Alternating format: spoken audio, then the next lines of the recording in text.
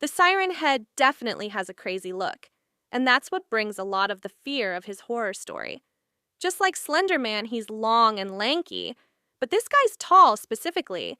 This weird horror creature is 40 feet tall, and his arms are so long that they go basically all the way down to the ground, which is super creepy.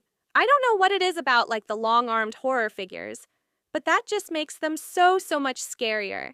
His skin is said to be like mummified, so it's like super dry, and it looks almost like rusty metal, which brings me to the reason why he has his name.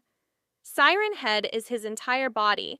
Although it looks like rusted metal bones and weird mummified skin, his neck is actually just a metal pole, a couple wires that are attached to two different sirens. And those sirens are his method of communication, just like in Transformers, like Bumblebee communicates through like radio frequencies, and a lot of ghost equipment also says that like the energy can pass through like radio stations, radio frequencies.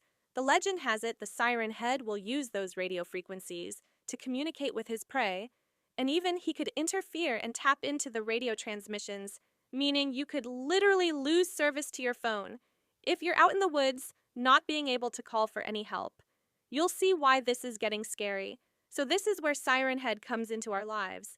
Basically, he only ever hangs out in rural areas, so in forests and way off, like the beaten path. So his main victims are hunters, hikers, campers.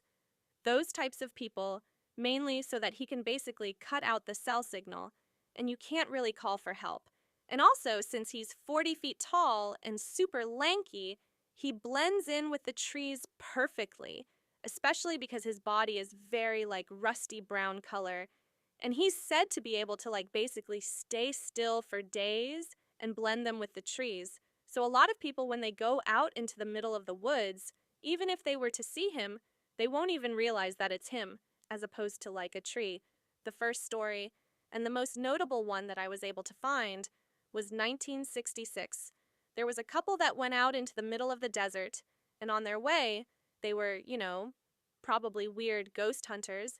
I don't know who would do this, but they were looking for abandoned graves, so they came across one, and they saw this giant towering tree looking thing with two sirens on top, and they thought that it was just a giant art piece that the government had not seen yet, and so they went in and reported it.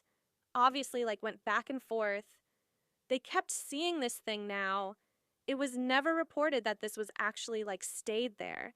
So maybe the Siren Head thing. Once left that graveyard, I don't know.